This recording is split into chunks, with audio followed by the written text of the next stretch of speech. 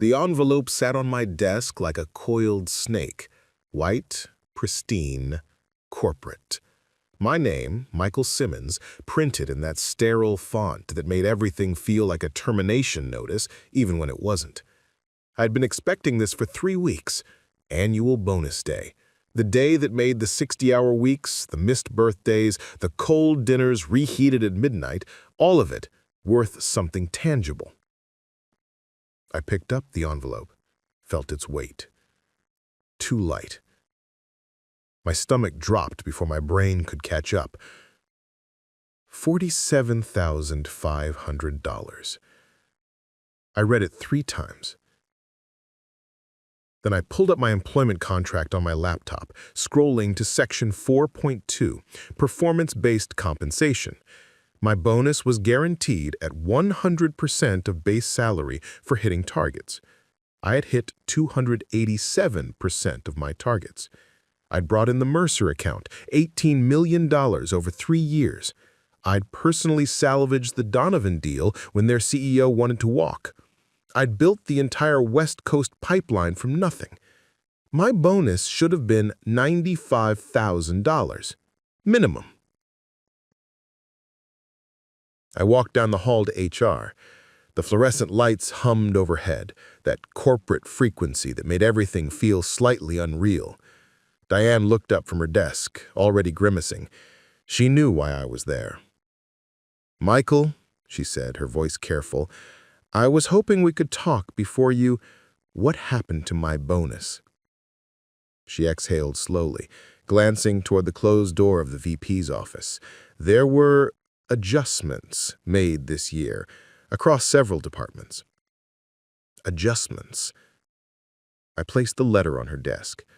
I exceeded every metric. You know that. The board knows that. So tell me what adjustments means. Diane's jaw tightened. She'd been at Meridian Dynamics for 15 years, longer than anyone except the founders. She'd hired me 6 years ago, mentored me through my first major pitch, celebrated when I made senior director at 32. She wasn't the enemy, but she was trapped. Jessica Hartwell made the final determinations on bonus allocations. She implemented a new performance matrix, said it was about aligning compensation with long-term strategic value, not just short-term wins. Jessica Hartwell, the VP's daughter, 29 years old with an MBA from a school her father donated a building to, brought in 8 months ago as Chief Strategy Officer, a title created specifically for her. She'd never worked anywhere else, never closed a deal, never sat across from a client who was 2 seconds from walking and figured out the exact words that would make them stay. But she was a Hartwell, and at Meridian Dynamics, that was the only credential that mattered. I said, let me guess her long-term strategic value matrix coincidentally favored the people who play golf with her father. Diane didn't deny it.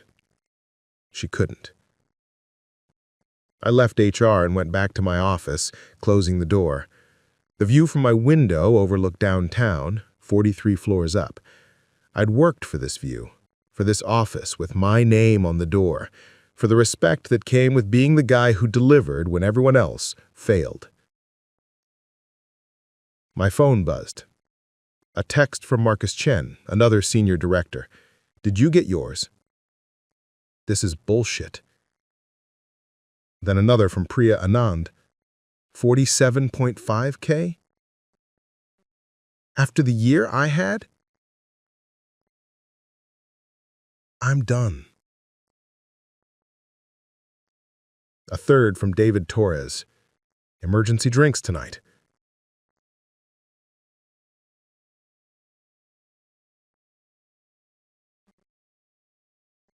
We need to talk. Preparing and narrating this type of story takes a lot of time and effort.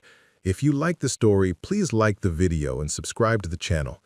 If you want to watch every story of our channel, turn on the bell icon. So, it wasn't just me. Jessica had systematically cut the bonuses of everyone who wasn't part of her inner circle. The yes men she'd promoted, the college buddies she'd hired into positions they weren't qualified for, the people who laughed at her jokes in meetings and never questioned her directives.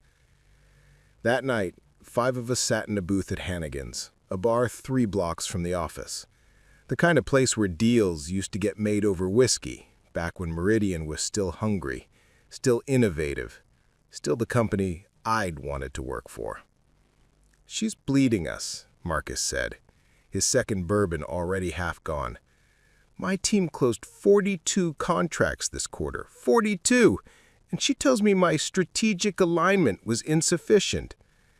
Priya stirred her drink, staring into it like it held answers.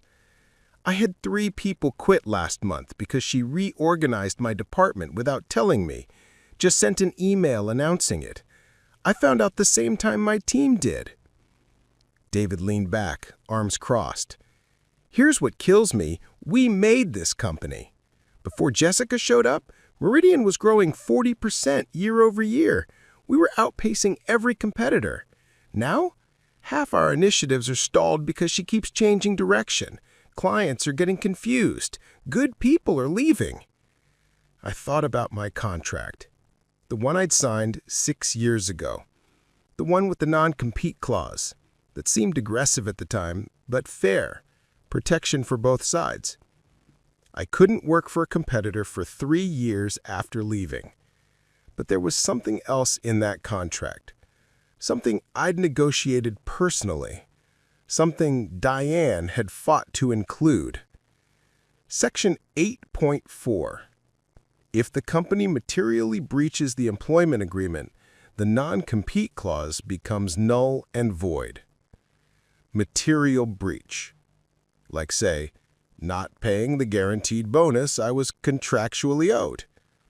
"I'm going to talk to a lawyer," I said. Marcus looked up. "You thinking what I think you're thinking?" "I'm thinking I'm tired of building someone else's empire while they dismantle it." The law office smelled like leather and old books, the kind of place that charged $600 an hour and earned every dollar. Robert Kensington sat across from me, reading my employment contract with the focused intensity of a surgeon examining an X-ray. "This is solid," he said finally. "Ironclad, actually. They owe you the full bonus. The contract specifies performance targets and payout structure.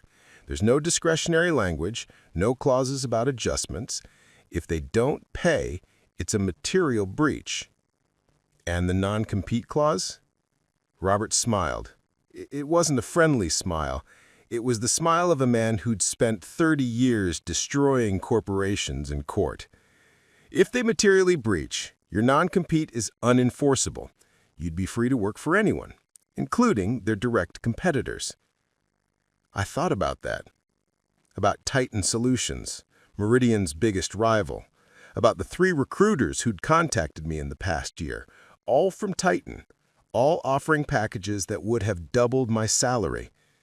I'd turned them down because of the non-compete, because I was loyal. Loyalty. What a quaint concept. "There's something else," Robert said, flipping to the back pages. "This liquidated damages clause. Did you write this?"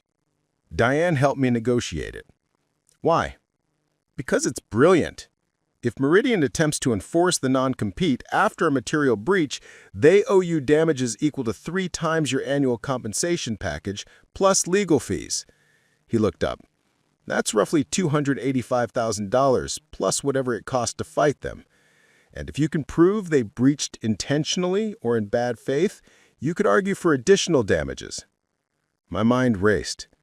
So if I accept a position with a competitor and they try to stop me, you'd have grounds for a countersuit, and given their breach, you'd likely win.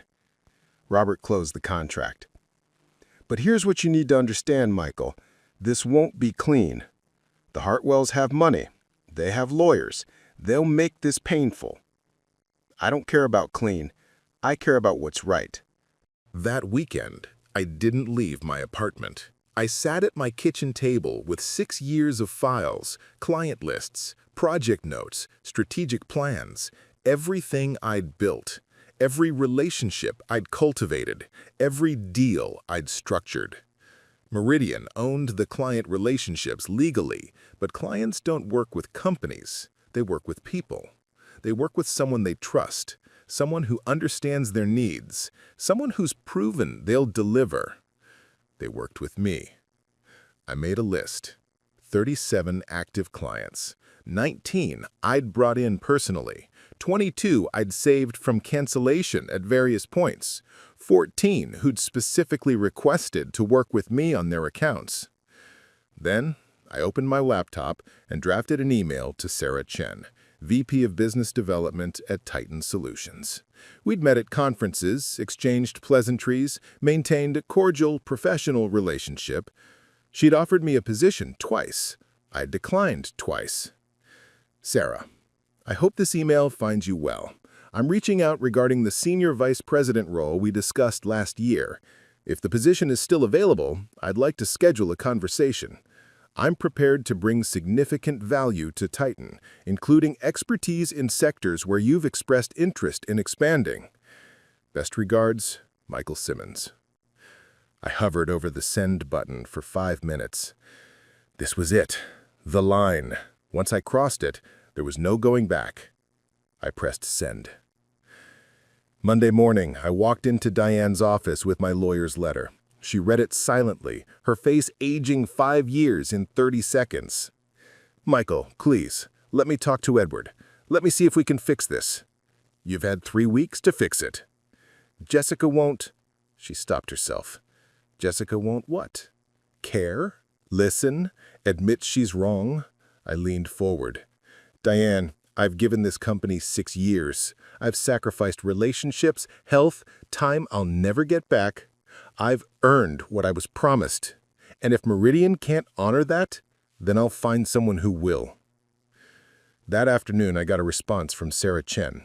3 lines. Michael, the position is yours if you want it. Let's talk tomorrow. Sarah. The salary offer arrived that evening.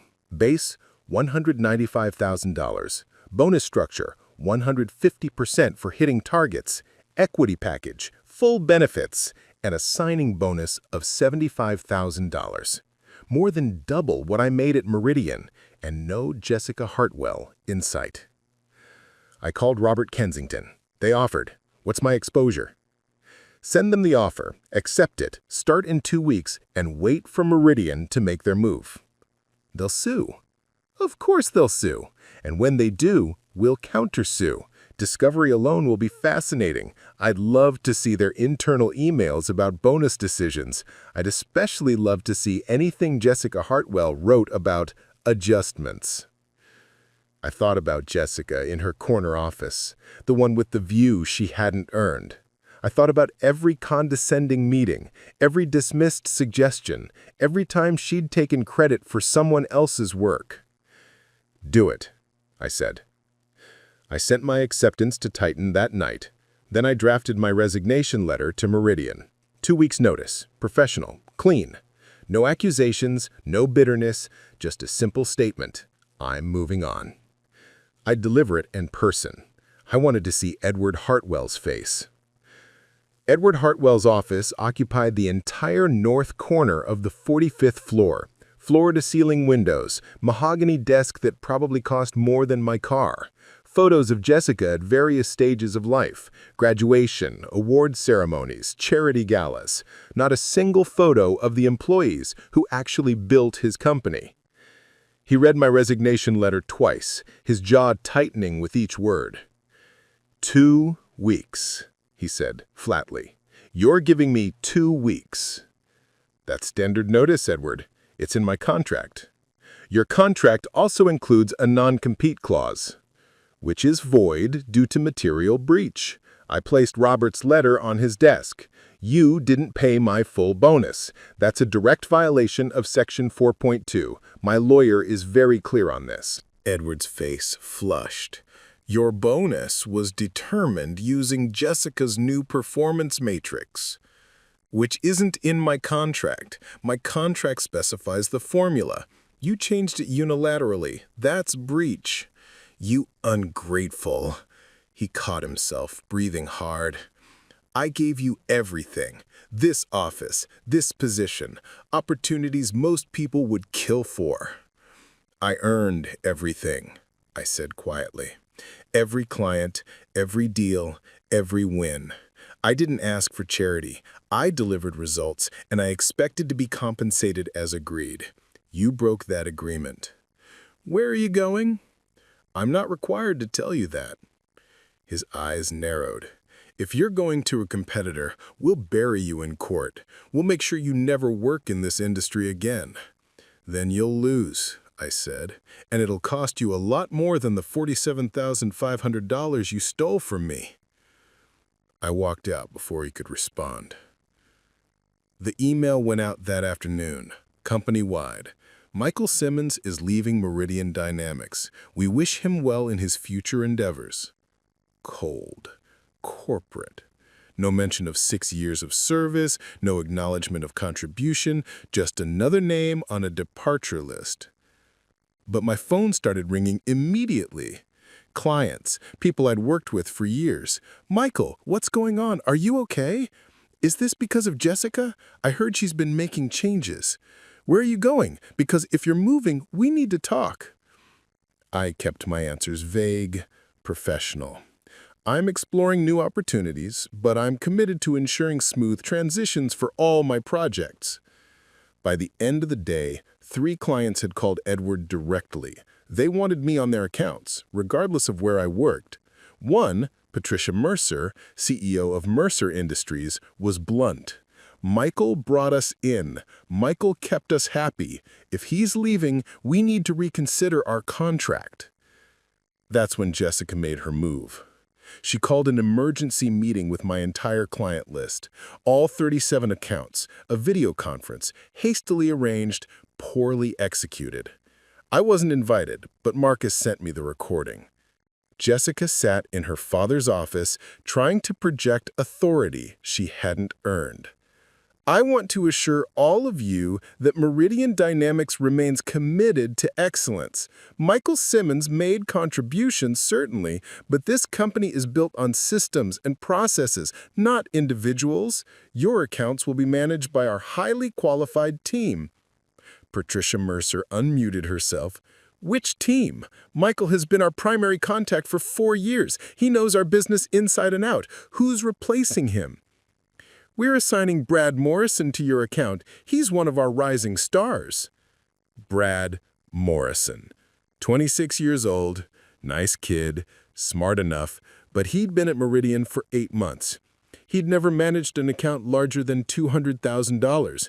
Mercer was worth $18 million.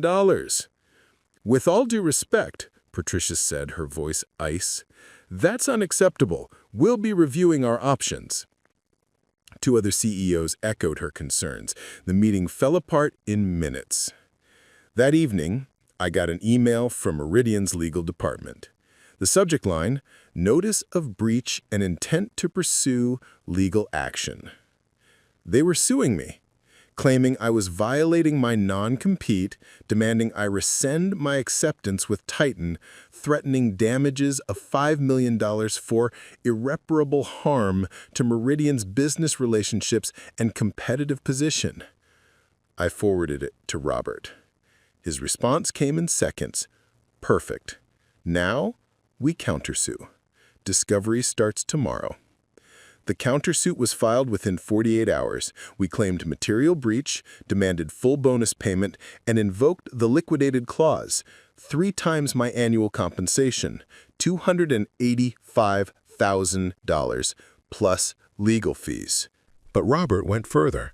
He subpoenaed internal communications regarding bonus decisions. He requested Jessica's emails, Edward's directives, HR records showing the adjustments made across departments. He demanded documentation of the performance matrix Jessica had supposedly implemented. And here's what discovery revealed. There was no performance matrix. Jessica had never created one. She'd simply gone through the bonus list and cut payments to people she didn't like, people who'd questioned her decisions, people who were loyal to Diane instead of her, people who'd been at Meridian longer than she had and made her feel insecure. She'd cut Marcus's bonus because he'd corrected her in a meeting about client preferences. She'd cut Priya's because Priya had gotten more applause than her at a company presentation. She'd cut David's because he'd dated her roommate from college and the breakup had been messy. My bonus? Cut because I'd told Edward, in a private conversation, that Jessica needed more mentoring before taking on strategic leadership, that she was making decisions without understanding their implications, that we were losing institutional knowledge because she kept pushing out experienced people. Edward had told her, and she'd retaliated. The emails were damning. One from Jessica to Edward. Michael thinks he's irreplaceable. Let's see how he feels with half a bonus. Another from Edward to Jessica. Your call. Just make sure the paperwork looks clean. Robert filed an amended complaint. Breach of contract, retaliation, intentional interference with prospective economic advantage. And he demanded punitive damages. The number attached? $2.8 million. Meridian's lawyers tried to shut it down, arguing we were overreaching, that this was a simple contract dispute. But the judge disagreed. Discovery would proceed. Trial was set for 6 months out. And the news leaked. A reporter from Business Weekly somehow got wind of the lawsuit. The story ran with the headline, Meridian Dynamics faces suit over bonus cuts, non-compete enforcement. The article detailed the case, including snippets from the subpoenaed emails. It mentioned Jessica by name. It quoted Patricia Mercer expressing concerns about leadership at Meridian. It noted that 3 other senior directors had resigned in the past 2 months. Meridian's stock dropped 7% in 2 days. I started at Titan Solutions the following Monday. My new office overlooked the bay, sunlight streaming through windows that actually opened. Sarah Chen met me with a team of 12, all experienced, all hungry to win. Welcome aboard, Michael. Let's build something. Within 3 weeks, I'd brought over 6 clients. Not through poaching, I never solicited, but when they called me, when they asked about my new position, when they expressed frustration with Meridian's disorganization, I listened, and I offered solutions. Mercer Industries was first. Patricia called me personally. We're done with Meridian. If you can handle our account at Titan, we're ready to sign. Then Donovan Tech, then Castellan Manufacturing. Each defection hit Meridian harder. Each one validated what I'd always known. People don't work with companies. They work with people they trust. And I'd spent 6 years earning that trust. The settlement offer arrived on a Tuesday morning, delivered by courier to Robert's office. I was there when he opened it, watching his eyebrows climb as he read. He said, "They're offering $1.2 million. I blinked. What? Full bonus payment, liquidated damages per your contract, additional compensation for emotional distress and lost opportunities. They're dropping the non-compete enforcement. They're agreeing to not interfere with your current employment or future client relationships." Robert looked up. "And they're asking for a non-disclosure agreement." They want to bury this. They want it to disappear. The publicity is killing them. Stock's down 14% since the story broke. 3 more senior people quit last week. And here's the kicker. He flipped to the last page. Jessica Hartwell is taking an immediate sabbatical from the company. Indefinite leave.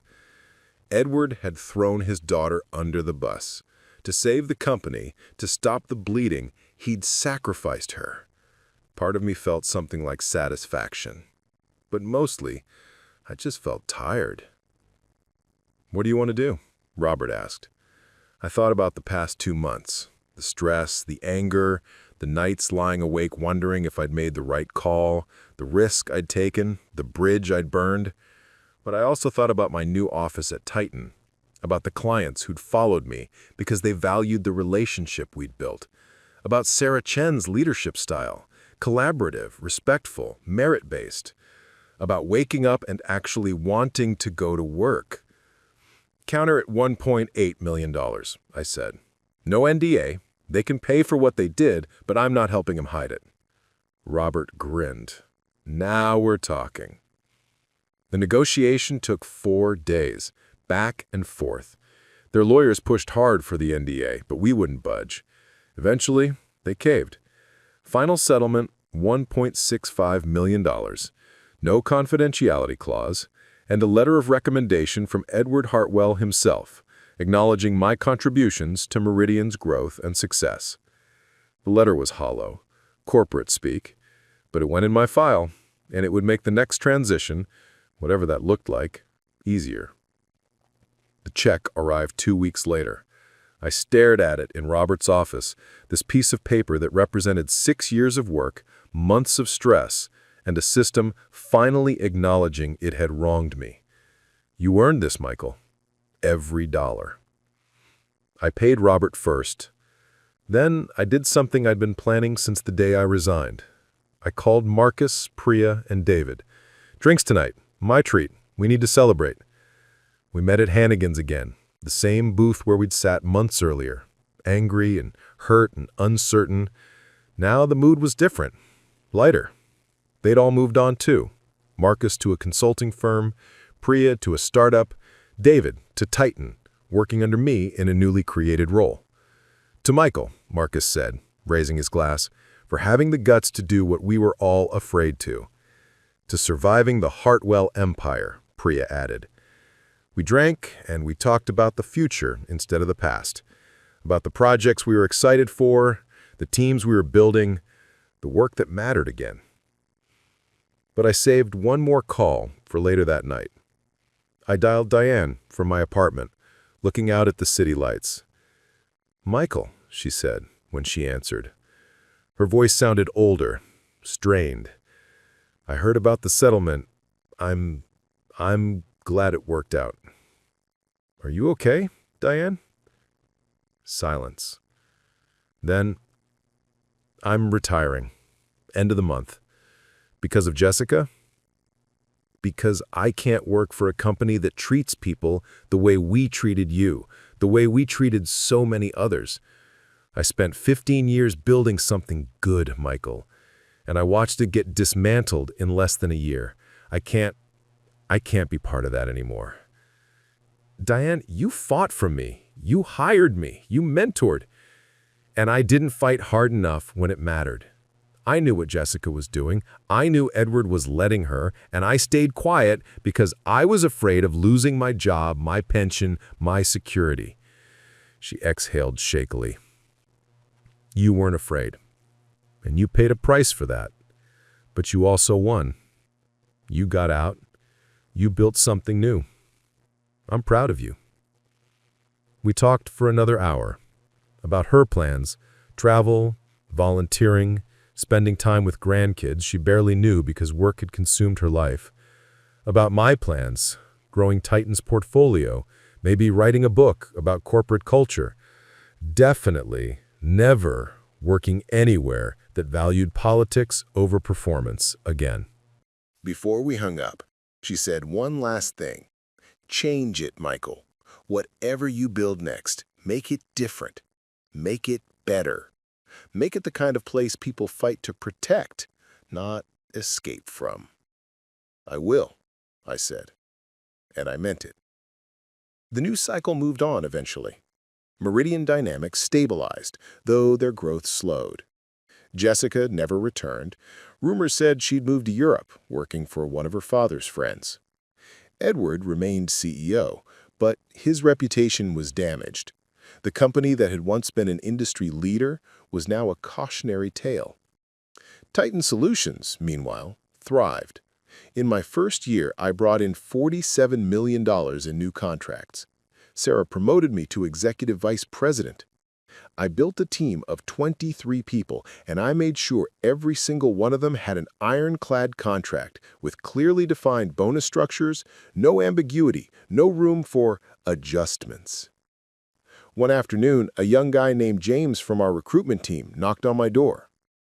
Michael, there's someone here to see you. Says she worked with you at Meridian. I looked up to see Patricia Mercer standing in my doorway, smiling. Patricia, come in. What brings you by? I wanted to thank you in person, she said, settling into the chair across from my desk. And to tell you something, we've just signed a 10-year extension with Titan, $140 million total. You didn't take them. You were thrown into an impossible situation by people who didn't care if you succeeded or failed.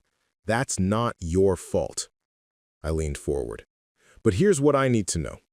Are you ready to work somewhere that actually values performance? Because at Titan, we don't play politics. We deliver results. If you're not ready for that, I can't help you. I'm ready, Brad said immediately. I've been ready. I just needed someone to show me it was possible. Brad joined Titan 3 months later, after settling with Meridian for underpaid bonuses and contract violations. He brought 2 clients with him, relationships he'd built himself, legitimately, proving he was more than just someone handed accounts he didn't earn. But the real change happened internally at Titan. Sarah Chen called me into her office one morning, her expression thoughtful. "Michael, I've been watching how you've built your team, the culture you've created, the loyalty you've inspired, and I've been thinking about scaling it." Scaling what? Everything you do. The transparency, the ironclad contracts, the respect for people's contributions, the refusal to tolerate politics or nepotism. She pulled up a presentation on her screen. What if we made it a company-wide policy? What if we rebuilt Titan's entire HR structure around the principles you've been operating under? You want me to redesign HR? I want you to help design a system that prevents what happened to you from happening to anyone here, ever. She looked at me seriously. You lived through hell at Meridian. You fought back, you won. But most people can't do that. Most people don't have the resources, the courage, or the circumstances to fight. So let's build a company where they don't have to. We spent 6 months on the project. I worked with HR, with legal, with department heads across Titan. We rewrote compensation policies, making bonus structures transparent and contractual. We implemented 360-degree reviews, so leaders couldn't retaliate against employees without facing consequences. We created an ombudsman position, independent, protected, empowered to investigate complaints without fear of leadership interference. We made it policy that nepotism was disqualifying. If you were hired because of who you knew rather than what you could do, your career at Titan would be short. Most importantly, we made it clear. Titan valued results, relationships, and integrity. In that order, always. The changes attracted attention. Business Weekly ran a feature, How Titan Solutions is Redefining Corporate Culture. LinkedIn posts about our policies went viral. Recruiters told us applications had tripled. And slowly, we started getting calls from other companies. CEOs who'd heard about what we were doing, who wanted to learn. HR directors who were tired of toxic cultures and wanted blueprints for change. I started speaking at conferences. Small ones at first, then larger. I'd tell my story, not for sympathy, but as a case study. This is what happens when companies prioritize politics over performance. This is what it costs in talent, in trust, in long-term viability. And this is what it looks like to build something different. One evening, after a particularly grueling Q&A session at a leadership summit, a woman approached me. Mid-50s, sharp-eyed, CEO badge hanging from her lanyard. "Mr. Simmons, I just want to say thank you. My company was heading down the same path as Meridian. Nepotism, favoritism, good people leaving. I watched your talk and realized we were 6 months away from our own Michael Simmons moment. We're making changes, real ones, because of what you shared today." That was the moment I understood. This wasn't just about my bonus anymore. It wasn't about revenge or vindication. It was about changing a system that was broken. One company at a time, one leader at a time, one contract at a time. 3 years later, I stood in my corner office at Titan Solutions, now Chief Operating Officer, and looked out at a company that had grown 300% since I joined. We'd acquired 2 competitors, opened offices in 5 new cities, and become the industry standard for ethical corporate culture. Meridian Dynamics still existed, but they'd never recovered. Edward retired, the company was sold to a private equity firm, Jessica was never heard from in the business world again. But I didn't think about them anymore. I thought about the team I'd built, about Brad, now a VP, mentoring young professionals the way I'd mentored him, about Marcus, Priya, and David, all thriving in their own careers, about Diane, who'd sent me a postcard from New Zealand with a simple message, found what I was looking for. Thank you for showing me it was okay to walk away. My phone buzzed. A text from Sarah. Board meeting in 10. They're announcing your promotion. I smiled. CEO. The role I'd never thought I'd want, back when I was just trying to earn my bonus and do good work. But things change. People change. And sometimes, getting cut in half is exactly what you need to discover you were always capable of more. I grabbed my jacket and headed to the boardroom, ready for whatever came next. Because I'd learned the most important lesson of all. Your value isn't determined by people who don't see it. It's proven by building something so undeniable that everyone else does. 3 years after leaving Meridian Dynamics, I stood in front of 200 employees at Titan Solutions' annual company meeting. Chief Operating Officer. The title still felt surreal sometimes. When I joined Titan, I said, looking out at faces both familiar and new, I was angry.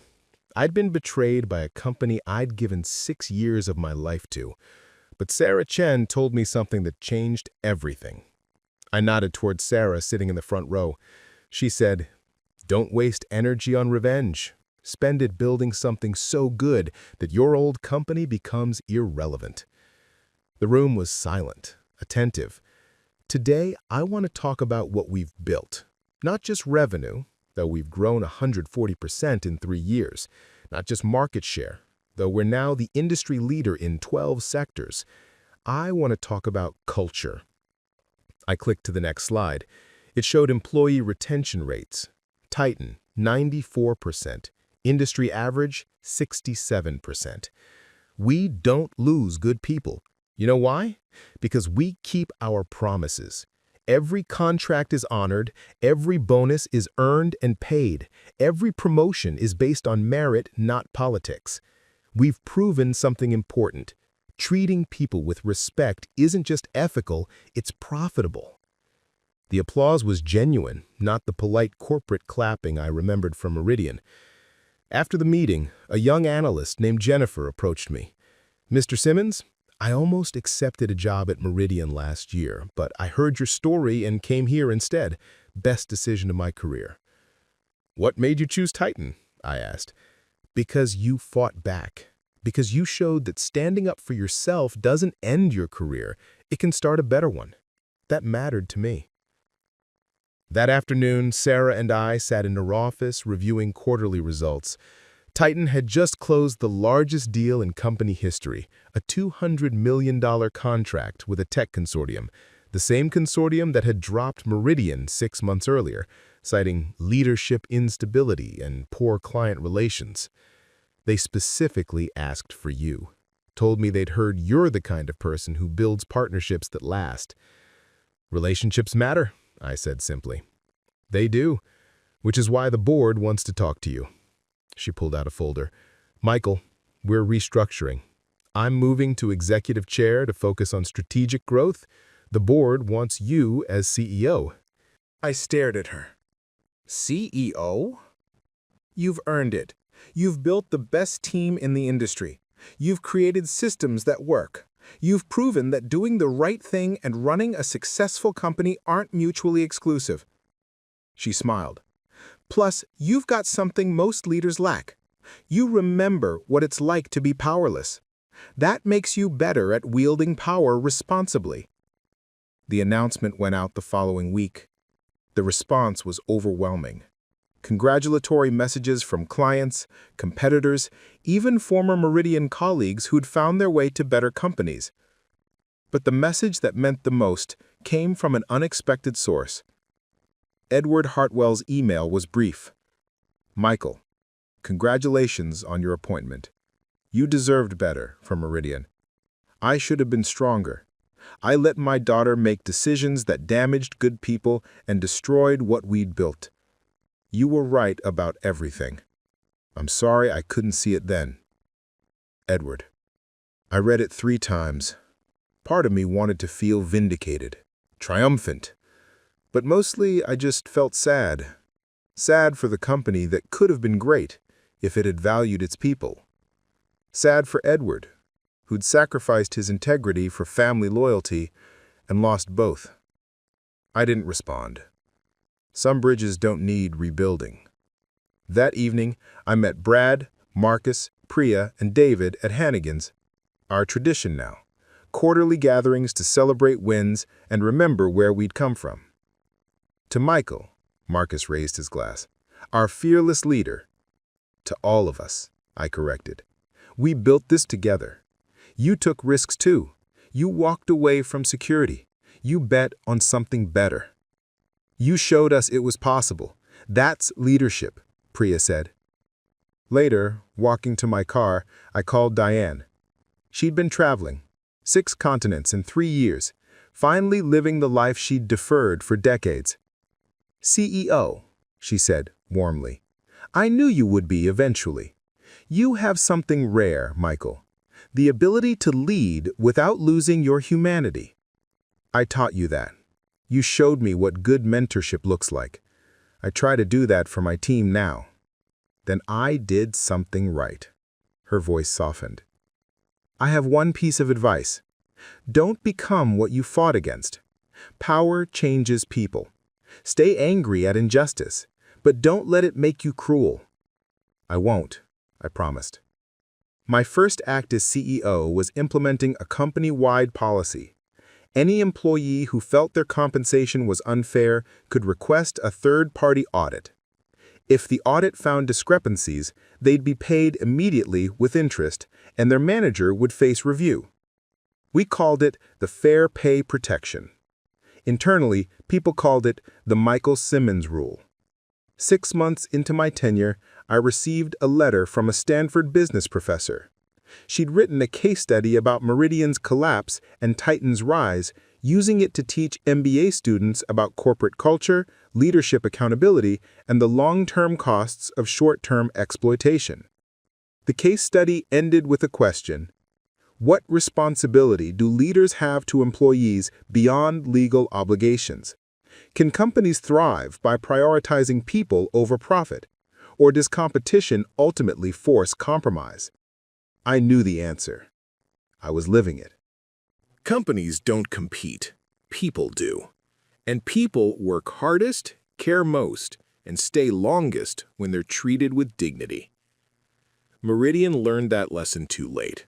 Titan learned it just in time. And I learned the most important lesson of all. Your worth isn't determined by people who can't see it.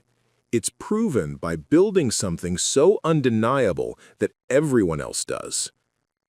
3 years after a VP's daughter cut my bonus in half, I ran the company that redefined my industry. Not through revenge, through respect. Not by destroying the old, by building something better. And every single day, I made sure that no one who worked for me would ever feel the way I'd felt that day. Opening an envelope and realizing their loyalty meant nothing. Because at Titan Solutions, loyalty went both ways, always. Thank you so much for listening to Michael's story. It's a powerful reminder that standing up for yourself, even when it's terrifying, can open doors you never imagined possible. If this story resonated with you, I'd be incredibly grateful if you'd subscribe to the channel. We share stories like this every week, tales of people who faced impossible situations, made difficult choices, and came out stronger on the other side.